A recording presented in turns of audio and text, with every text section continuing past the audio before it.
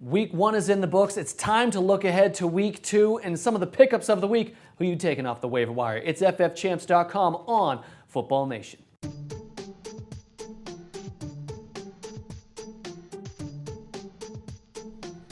Now, for all the expert opinion and analysis, we go to Bill Enright of ffchamps.com. And Bill, now I know you're all about taking good players on good teams, not necessarily good players on bad teams. With that in mind, let's take a look at some of the running backs. Who are you high on? Who should we be looking at?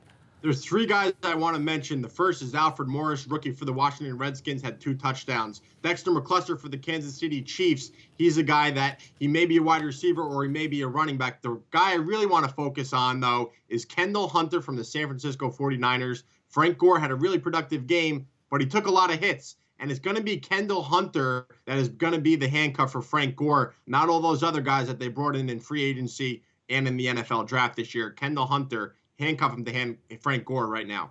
Okay, let's move on. Let's take a look at some of the wide receivers. One of the names that everybody keeps talking about after that big performance is Kevin Ogletree. Is he the guy to look at?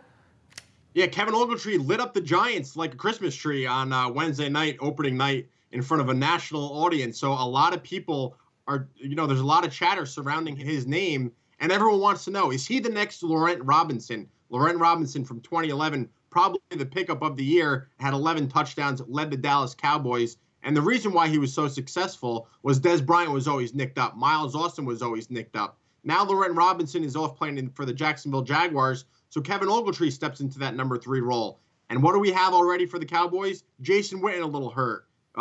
Miles Austin's dealing with a hamstring issue. Dez Bryant and Kevin Ogletree were really Tony Romo's 2 top targets in that game. So yeah, I think Ogletree's worth picking up, but let's not expect him to get 11 touchdowns the way Laurent Robinson did last year. Some other wide receivers that I'm looking at are Randall Cobb from the Green Bay Packers, had 9 catches, 77 yards.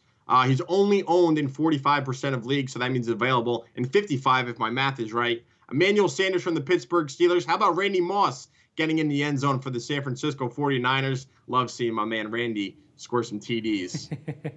I love it too, absolutely. So what about tight ends? Kind of slim pickings right now, isn't it? Yeah, it is. And the person I'm going to mention is really more of a 12-team waiver wire option. If the guys like Kyle Rudolph and Jared Cook are available in your leagues, obviously go get them. But we want to go a little bit more in depth here. So I'm going to say Martellus Bennett for the New York Giants. 4 or 5 catches, 45 yards, and a touchdown against his former team, the Dallas Cowboys. The reason why I like Bennett is Mario Manningham's now playing for the 49ers. Eli Manning, he needs a number 3 option behind Victor Cruz and Hakeem Nicks. Dominic Hickson is a wide receiver. Ramses Barden's a wide receiver. None of those guys really impressed me a whole lot. I think it's going to be Martellus Bennett, the tight end, that emerges as Manning's number 3 guy. You heard it here first, folks. I absolutely love it. He is Bill Enright of FF Champs. I'm Tyler Pyburn of the Pulse Network. This right here is the pickups of the week for FF Champs on Football Nation.